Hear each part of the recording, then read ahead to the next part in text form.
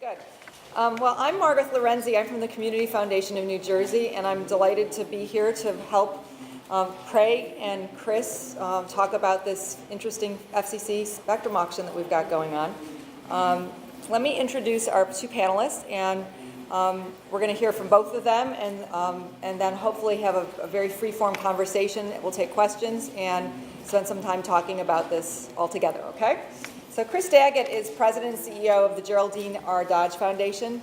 He has been a respected leader in New Jersey's nonprofit world for more than 25 years, serving on a number of boards, including the Schumann Fund for New Jersey, Regional Plan Association, the Trust for Public Land, and the Children's Environmental Health Center of the Mount Sinai School of Medicine.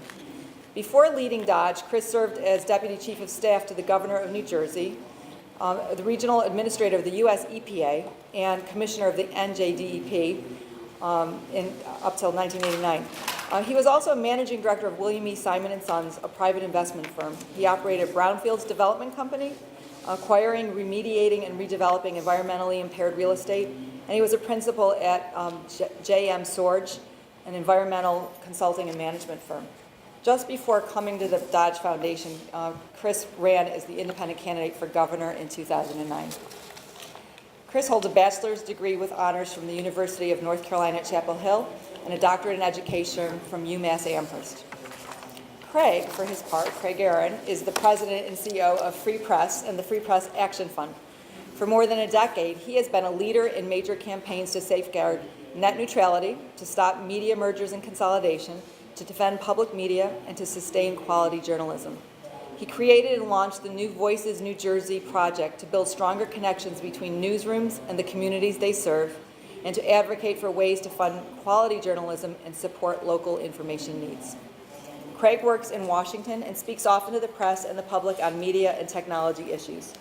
He has written for The Daily Beast, The Guardian, The Hill, The HuffPo, MSNBC, Politico, The Seattle Times, Slate, and many others.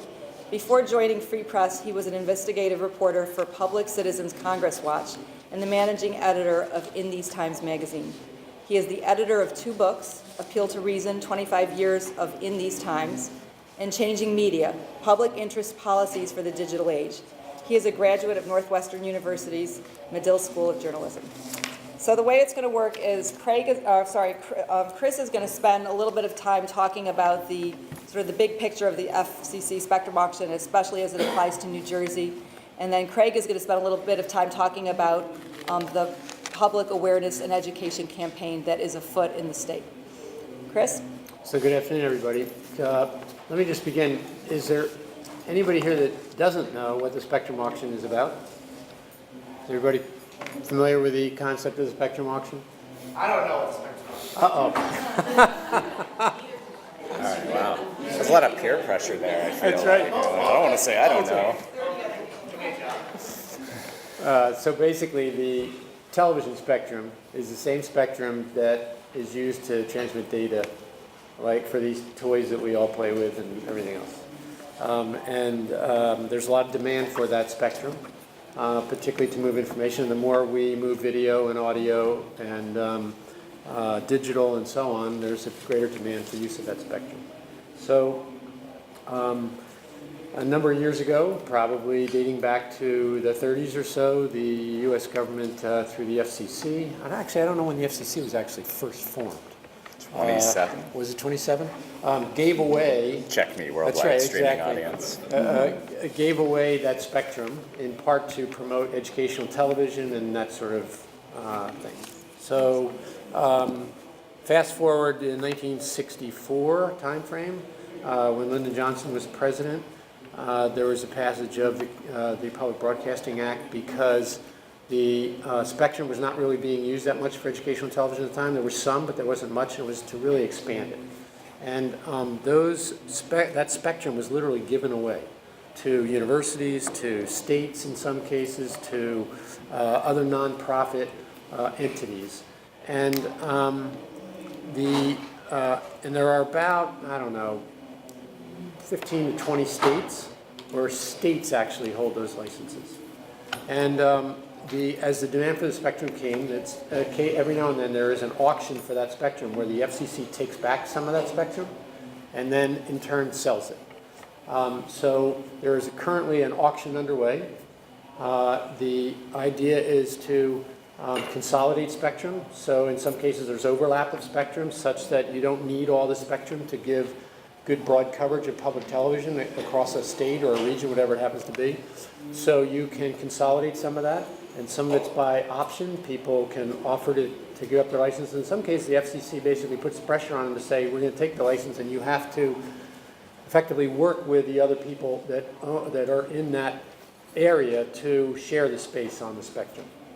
So in New Jersey, and we'll stick to New Jersey for today anyway, although Craig will talk a little bit more broadly about it as well. About 6 years ago, 2010, the state of New Jersey, which had 9 public radio stations and 4 public television stations, decided to stop funding public media effectively in the state.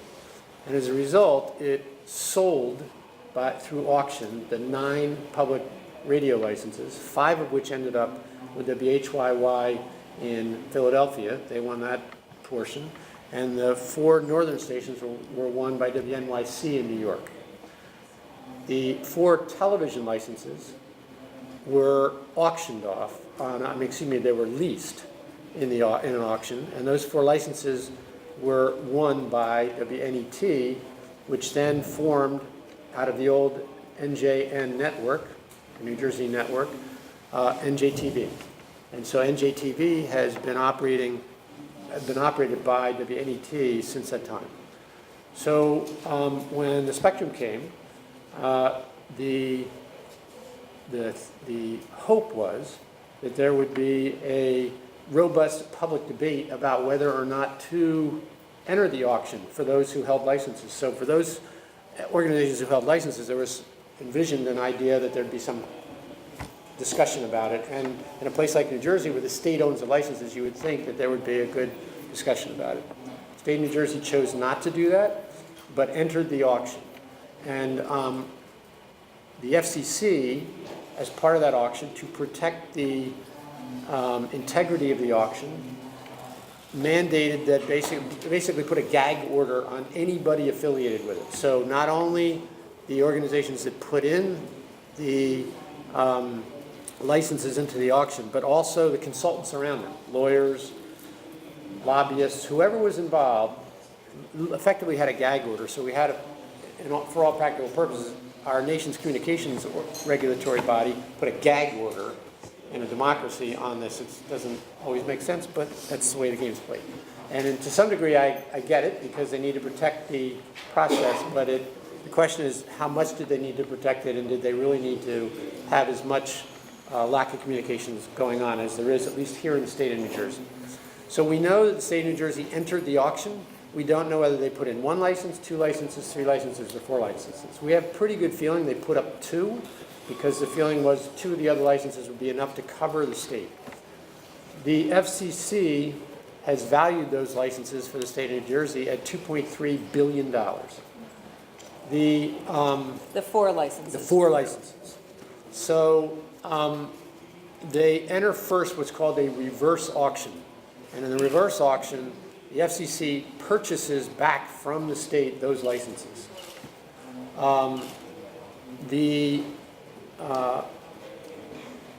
Typically in these auctions, there's been about 50% of the value lost in the reverse auction. So the state will say, or the FCC will say, for example, we'll offer you X for it. The state of New Jersey says, nah, we need the money, but that's not good enough. And so back and forth it goes until they come upon a number. And as I said, that in the typical auctions in the past, it's been about a 50% decline in that amount. So let's doing the math quickly. If it was $2.3 billion that it was valued at, and they put up 2 licenses, that's about $1.15 billion. And if they effectively generally get half of that, there's somewhere around $500 to $600 million at stake that potentially could come to the state. So that's the reverse auction. After the reverse auction, the FCC enters what's called the forward auction, whereby they then offer it to those who want to use it for the kind of data transmission. So the Verizons and the AT&Ts and a number of organizations around the country that might be interested in buying this spectrum. So that sale has to be completed, and when it is finally completed, and that could go for billions of dollars. I mean, it could go for several $billion, in which case, once the money is received by the FCC, then the state of New Jersey gets its check for $500 million, if that was the negotiated deal, and then the FCC pockets the rest. The big question here in New Jersey and across the country, and all kinds of institutions own it. For example, in Washington, D.C., a license is held by Howard University, the only black-owned public airwaves in the United States. So if they sell that, the big question is, what happens to the money? What is the use that's made of that money, and how is that use determined? Theoretically, the license holder owns it, even though it was given away back at the time. And you can make the argument that we own it, so we should decide what to do with it. But there's a larger public purpose that some of us believe was part of the original giving away of those airwaves that says this is the public's property, if you will. And so the money should be used for the public good. And that public good can be argued over. For example, a legislator might say, the public good is we have a transportation trust fund that needs to be funded. Let's put the money in there. Or we have a problem with pensions, and we need to close the gap in the funding pensions. So we'll put the money to the pensions. We believe there ought to be a full-blown conversation about that. So we at the Dodge Foundation, and together with the Carnegie Corporation in New York, and the Democracy Fund, and the Community Foundation in New Jersey, and we hope others, have managed to put together a pot of money, and with that pot of money we have retained Free Press and asked them to effectively, on our behalf, and on behalf of citizens of New Jersey, start to have this conversation around the state of New Jersey. And it's part, as I said, of a broader national effort that's going on in other states, particularly where states hold the licenses. But there should be a conversation in a number of places, not just New Jersey, but this is our home and this is where we're focused. And so that's where we are with the auction at the moment.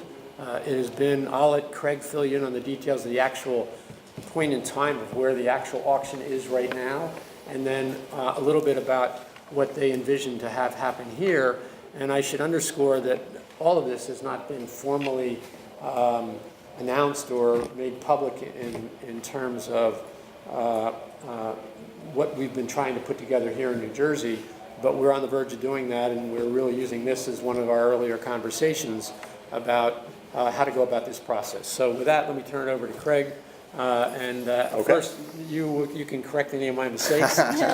Gently, only. We'll do it quietly. No, you can go above. No, I mean, as Chris mentioned, we're sort of saying no one's talking about this publicly, and then we haven't necessarily been talking about it publicly a lot either. So I would sort of imagine, sort of if you're a theater fan, maybe right now we're in previews, or I think maybe this is the table read, where we're kind of going over the bigger thing that we plan to launch in the weeks ahead and hopefully make a big splash. I thought I'd talk for a second. I have a couple slides, but just what is Free Press? Some of you hopefully know, but those of you who don't, we're a national nonpartisan nonprofit group. We like to say we fight for your rights to connect and communicate. We have a strategy that involves both really building expertise on media policy, paying attention to where the decisions are being made at places like the Federal Communications Commission and in Congress, but combining that with community engagement and organizing. And we've done a bunch of work over the years, some of it related to traditional media, looking at issues of media ownership, of defending funding, federal funding for public media, and a lot of things related to the future of the internet, probably most notably our decade-long campaign on net neutrality that eventually resulted in a pretty big reversal at the Federal Communications Commission and some of the strongest rules and protections for the free and open internet. So that's kind of what we do, and most relevant to today and to this conversation is a project that we've been doing over the last year plus in New Jersey, called News Voices New Jersey, and we really set out with a lot of that experience at the federal level, thinking about how do we actually engage the public in this conversation about the future of the news?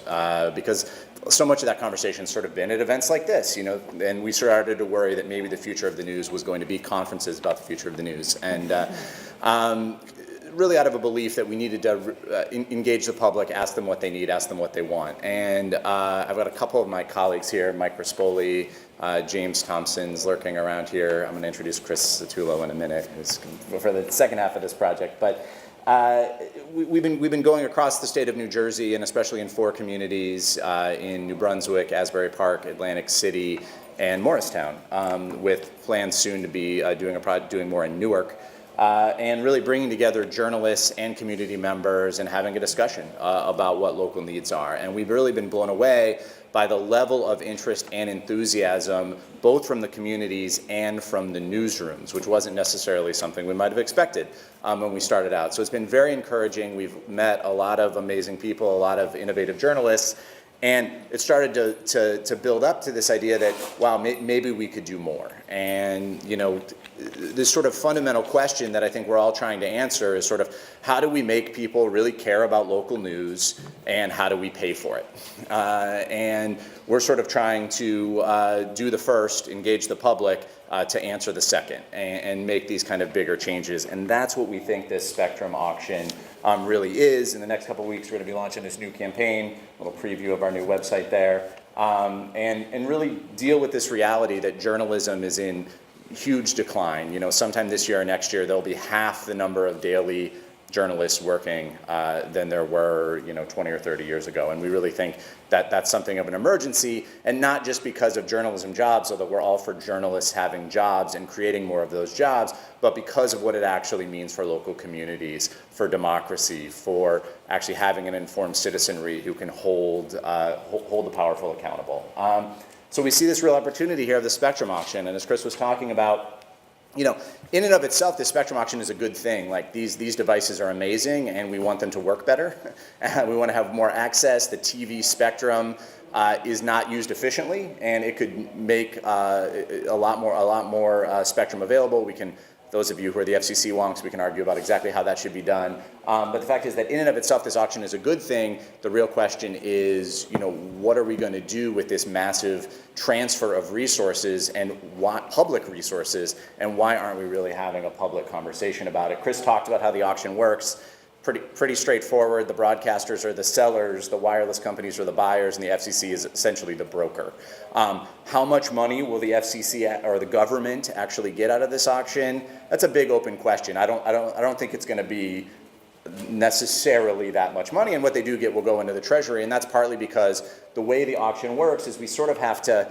The two sides have to match up. So this auction is literally happening right now, probably every hour, and they actually tried it once already, and they went around to all the broadcasting stations all across the country, and they said, okay, well, how much will you take to clear out space or move down the dial? If those of you who are old enough to have had like a dial television, which is a few of you, and even me, you'll think about VHF and UHF. And it turns out in the digital realm that UHF is actually the really prime real estate. So for the first time ever, that's really where the most valuable spectrum for phones and wireless communications is. So what the FCC is trying to do is they're trying to clear, I think at this point it's 19 channels of the UHF spectrum, get all the TV stations out of there and squeeze them down into the VHF spectrum. And there's even differences, like if you're higher up in the VHF spectrum, it's actually more valuable than if you're lower down. So it means all these stations have a different kind of value. And they're trying to incentivize stations getting out of the way. They stand to make the most money if they go off the air, if they give up their licenses. But there's still a lot of money even if they agree to move to another channel. And there's some channels that didn't agree to anything and are still going to be forced to move in order to clear out this spectrum everywhere in the country. And so the first time they tried to do this, the broadcaster said, yeah, sure, we'll clear out the spectrum. We'll clear out a huge swath of spectrum for $86 billion. It's a lot of money. And the wireless companies, they said, great, this is great. The auction's a huge success. And they went to the wireless companies, and the wireless companies said, okay, well, we've got about $22 billion that we're willing to spend. So there's a pretty big gap between the buyers and sellers. But what you have to keep in mind is there's a lot of gamesmanship going on. The broadcasters, the broadcast lobby told all the broadcasters, don't settle for too little. Try to keep the price high. The wireless guys don't want to pay as much. They're feeling each other out. But what we can see there is essentially that a market is being set. The end result of this auction is going to be somewhere between $86 billion and $22 billion, probably in the $40 or $50 billion range. Just to be clear, that's billion with a B.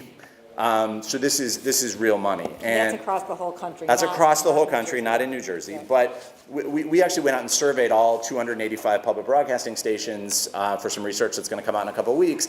And they wouldn't all tell us what they were doing, but about 55 of them acknowledged they were entering the auction. About 75 said we're not doing it, and the rest said we can't tell you. The FCC told us we couldn't say anything, which isn't technically true, but there we are. And what we know about New Jersey is that it's really number one on the list. It's incredibly valuable. Let me back up before I get into New Jersey, which is just to say, as Chris talked about, it's really a black box. Like, we don't know what folks are doing. They could walk away from a really high price. They might be willing to go really low. And because it's this multi-dimensional thing, like literally this auction is happening in every television market, we don't know exactly how it's going to play out. But based on what the FCC has told us, we do have a good idea of what stations and what markets are the most valuable. And New Jersey is really at the top of that list. And it's really interesting from a public media perspective too, because as most of you New Jersey residents know, there's very little, almost no commercial broadcasting here in the state of New Jersey. I mean, there is one affiliate station, WWOR, New York's CW, I think last I checked, but which was not going to, very unlikely to be part of the auction. But there's a lot of value. But this is an incredibly populous place.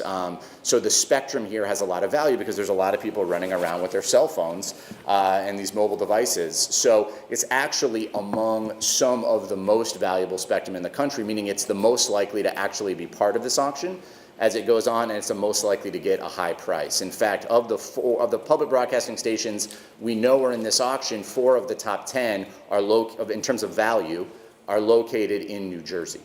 So New Jersey is really positioned maybe better than everyone. And in fact, literally the most valuable public television station in the country in terms of auction value is right here in Montclair.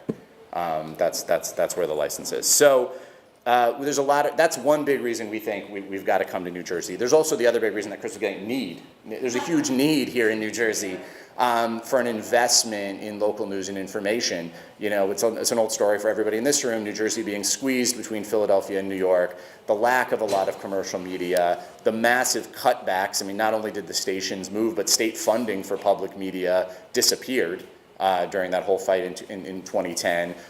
Huge cutbacks at the newspapers. We're seeing it up in North Jersey right now with yet another piece of consolidation. So there's this huge need, there's this great geography, and there's this state ownership, which makes New Jersey, they're in theory, the state should be responsive to what the public wants it to do with the money. That's not true everywhere else. The commercial broadcasters aren't interested in listening to what you think should be done with the money, and we'll find out about some of these universities and others, and school boards and others who own stations. But New Jersey is actually a state-owned resource. It's probably going to be worth $1 billion. There's a huge opportunity, and I think the other key piece of the opportunity, to skip here a little bit, is this unbelievable infrastructure here in the state of New Jersey that's been built up thanks in a lot of ways to the support of the Dodge Foundation, but also a lot of hard work of folks in this room. And sorry if your project is not represented with a logo, but I hit a bunch of you as I was making this. But amazing, innovative projects happening at the local level, from NJ Spotlight to NJTV to all those sites that are part of the local news lab, et cetera, et cetera.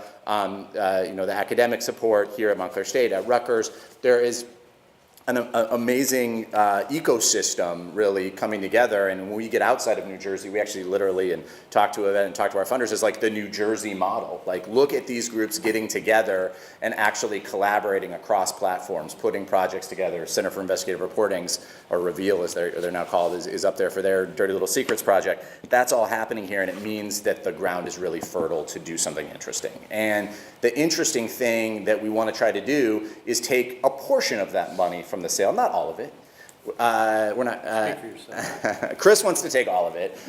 I'm gonna start with a proposal that says, like, let's say the state raises, something near $1 billion or thereabouts, that we talk about creating something that looks like a $250 million fund to support community information needs in the state of New Jersey. And So what do you mean by a fund? You mean a permanent fund? I mean a permanent public fund created with public money but operated outside of the government. So one model for this might be, and I don't want all the public media people to start wincing in the room, but the Corporation of Public Broadcasting. But unlike the Corporation of Public Broadcasting, our idea is that this should not be subject to annual appropriations, that this has to be a big chunk of money that comes from the public but is moved outside of the government. It doesn't mean they might not have influence over who's appointed to the board that would run this, and we can get into all those details later, but that this needs to be an independent and permanent fund. And again, my idealized version, we would take $50 million right off the top and invest that in the first couple of years to create a really big boost in the state. And then we would actually build this permanent public fund, essentially a foundation, to continue to give out money really in perpetuity, or at least that's one option. And if you look at sort of, again, back of the envelope calculations, but we think, this fund could give out, roughly $10 million a year if it was a $200 million fund, with fairly conservative estimates and slightly less conservative estimates on the returns, but they're still fairly conservative over the course of the market over a long period of time. And 25 years later could still be giving out close to $10 million a year. And so over the course of 25 years, you're talking about giving away like $250 million. There's different ways you can slice this. In fact, you could say, no, we're only going to have this fund give out money for 15 years. And then, if you're doing that, then all of a sudden maybe you're giving away $20 million a year. So it depends how you want to do it, and a lot of that will have to be sorted out. But that's the kind of thing we want to see happen. And we see, in making the case for this fund, it needs to have a lot of certain qualifications. It's got to be sustainable. It's got to have a sustainable funding base. It's got to be able to leverage other sources of philanthropy. As Chris knows better than I do, money follows money, and if the state comes in a big way, other philanthropic entities are going to follow. We got to have political insulation. We have a lot of ideas about how to create that firewall. One of the troubles that public media has had over the years is sort of accusations of too much government meddling.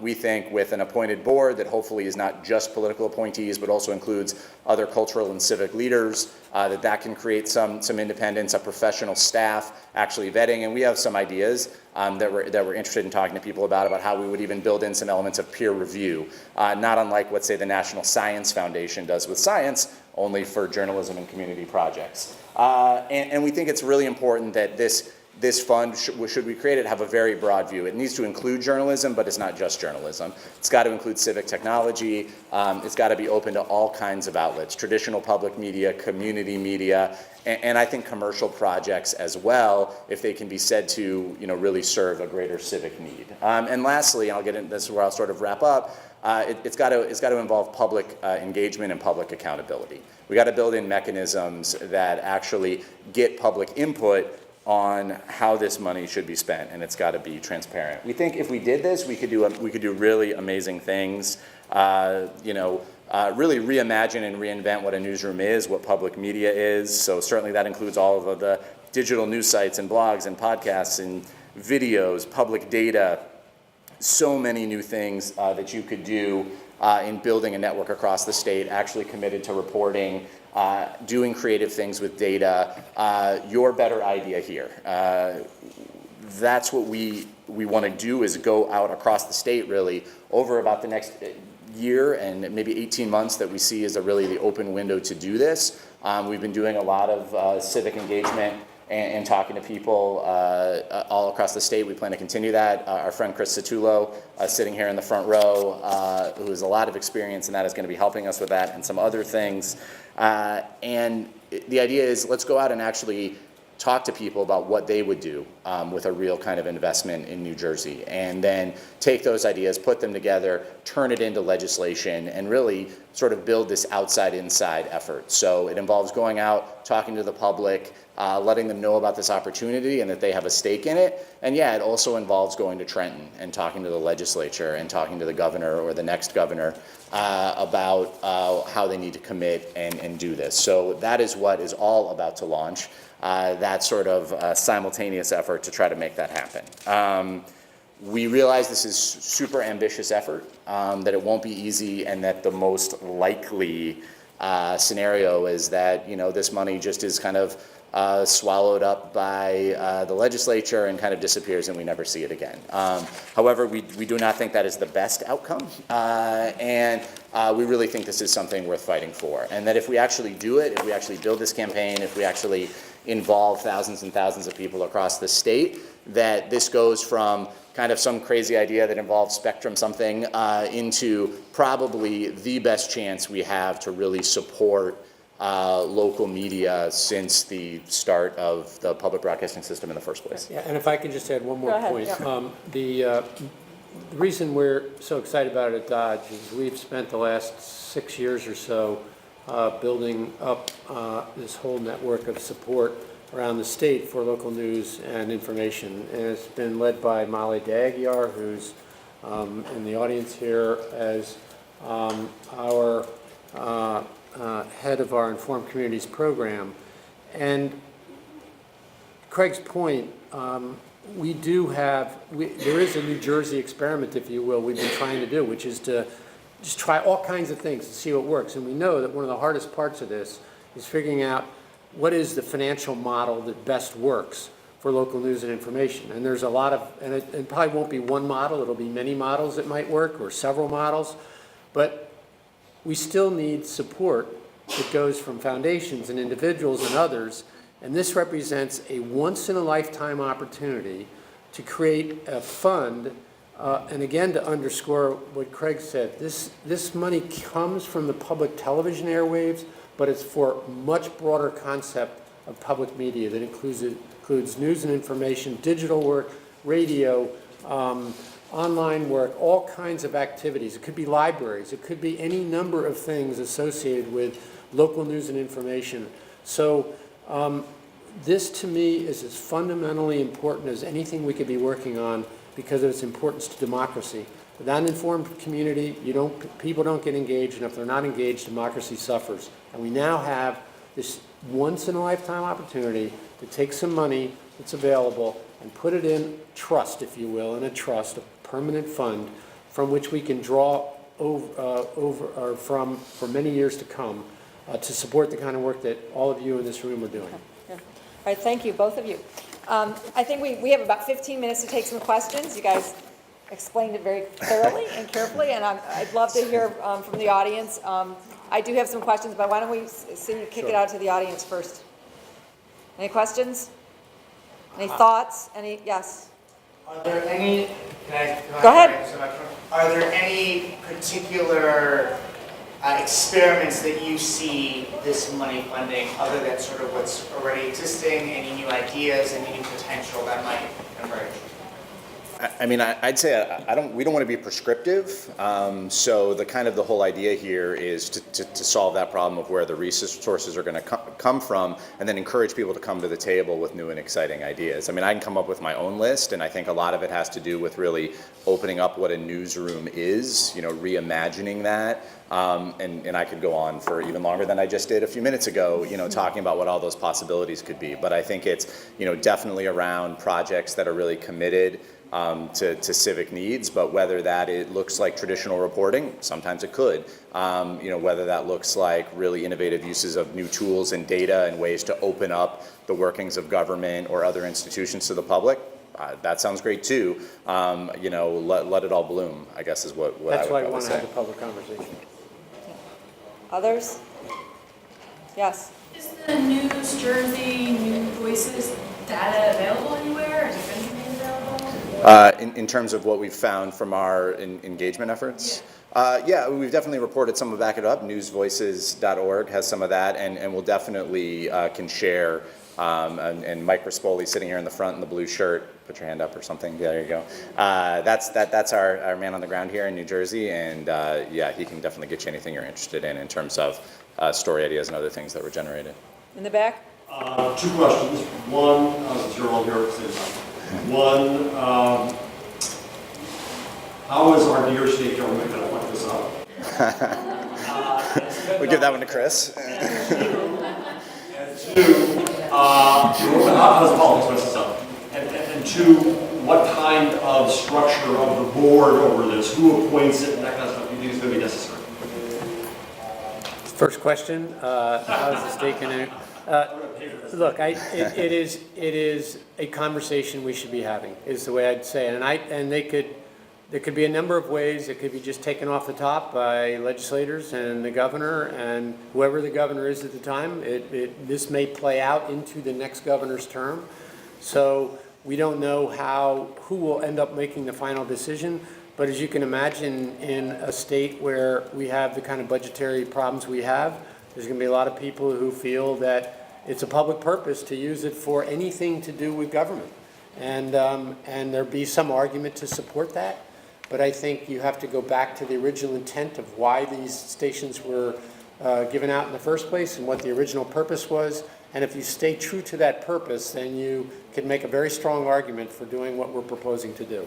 As far as a board and who's selected and how, I think there's a number of models we could go on, but. Yeah, I mean, we have some proposals, and ideally, we think the board needs to come from a couple different pockets. And this is part of the political fight. Certainly, it's hard to go ask the government for money and say and no strings attached. That would be the ideal. Say again. Yeah.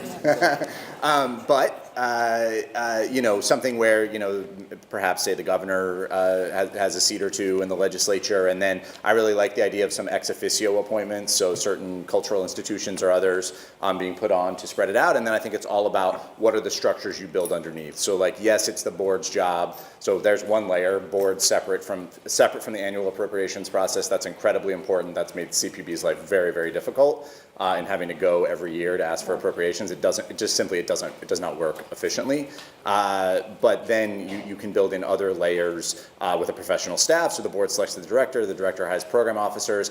And I think, and this is a little bit more on the innovative side, but I think there's a really strong argument to be made to build in some mechanisms that we can learn from science and elsewhere about some peer review type things, bringing in panels together. If you're a journalist, Chris always says the Pulitzer board as sort of an example, a lot of people coming together. I like the National Science Foundation as a really good example, where you create enough of a firewall that people know, this is really focused on information and not anybody's agenda. And I guess the last thing I just wanted to say back on, we do have a case to make, and we're going to have to make that to the public and to politicians, but we should also remember, really just how popular public media, when it's covering local communities, really is, even when they won't call a lie a lie.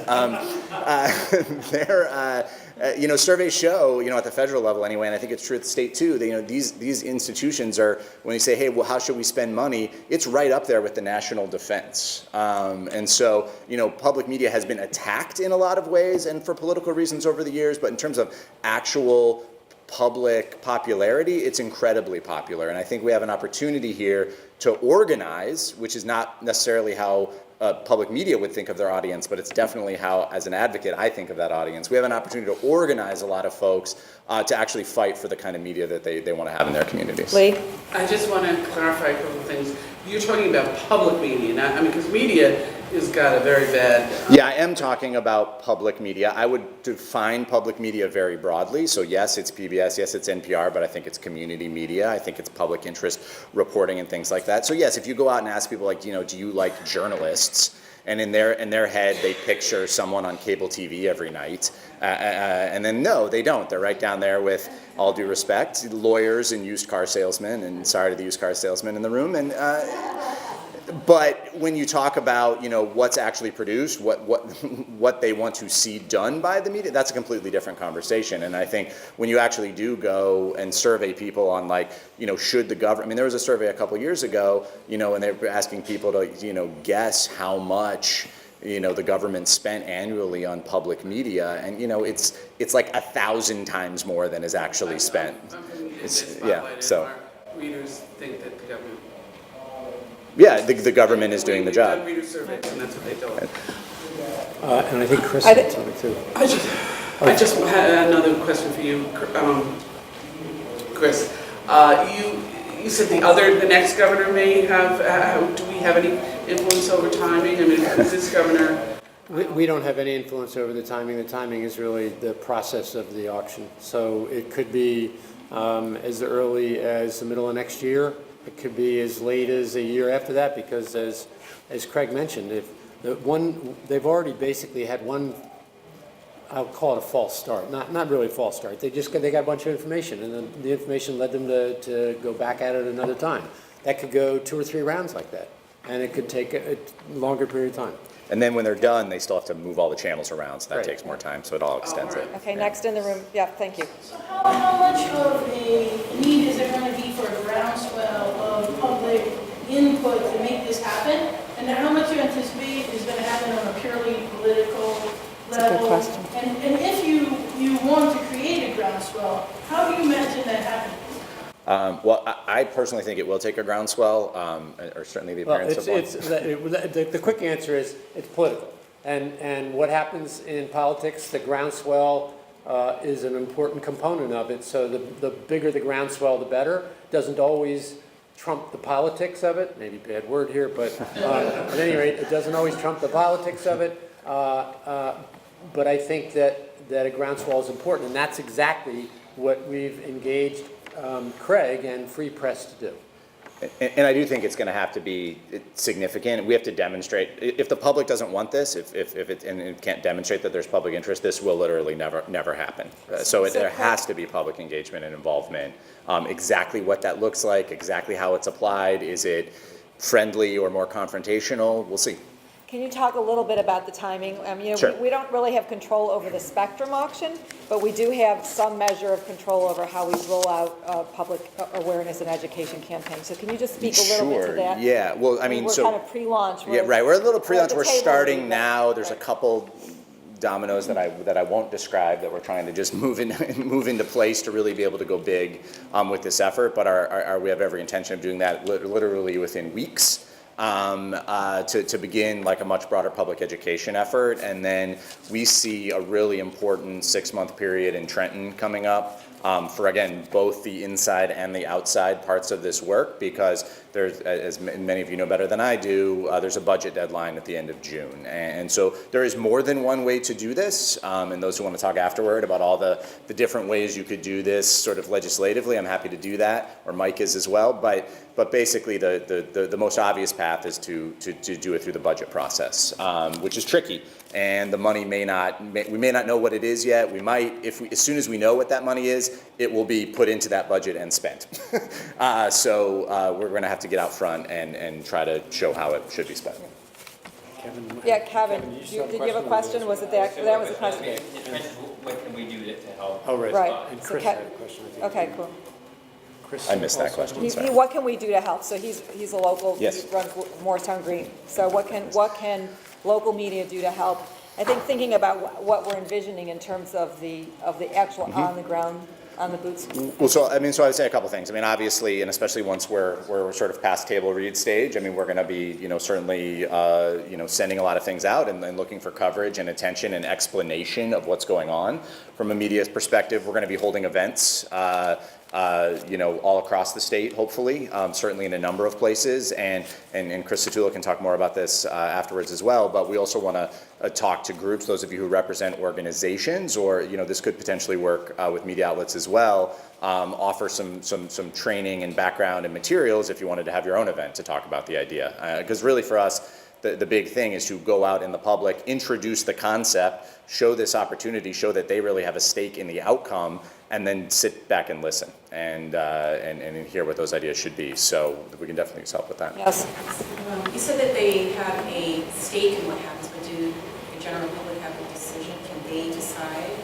Do they have an influence in it? Not yet. But I think that's kind of what we're trying to create. I mean, ultimately, they have the decision over who's going to hold office, and so that's as much power as anything when Ultimately, the it's a state is political making decision. I mean, decisions. it happens in the political process. And ideally, we would build something with mechanisms for collecting public input. Right. And one last question, for those of us who would like to keep up to date with what you already uncovered, where do we continue to find this information? Absolutely. Is it on Free Press? Yeah, it is, but you should go to newsvoices.org and sign up. And for those of you in the room, I'll point you again to Mike in the front row or James in the back. Just being a little shy. Is it a newsletter or specifically for what you just uncovered about? Well, Yes, so if you just want us to send you emails, you should definitely go to freepress.net. We don't send them that often, and we also accept donations as a nonprofit organization that takes no corporate money. But if you specifically want to get involved in this campaign, yes, you should go to newsvoices.org, but you should absolutely talk to Mike and James, because they're the ones who are going to be carrying this out. And there is a network across the state already coming together through the work that we've done with News Voices, but really through this whole network that's been built in New Jersey over the last several years that is starting to talk about this. And we do need help, and we do want as many people as possible to be part of that conversation, and we can let you in on all the specifics, which I will try not to go through. Chris, did you have anything you were going to add earlier? The question or a comment? Yeah, just a thought, and I mean, the guys covered the ground great, but you know, particularly if you're from New Jersey, one way to think about this is that New Jersey really, because of this once-in-a-lifetime windfall, has a chance to be a model for the entire country. New Jersey can decide what a public interest media for the 21st century is going to look like. And people are actually looking to New Jersey. That's why the Democracy Fund is in on this. They want a model that they can take elsewhere. I come from public media. I worked in public TV and public radio.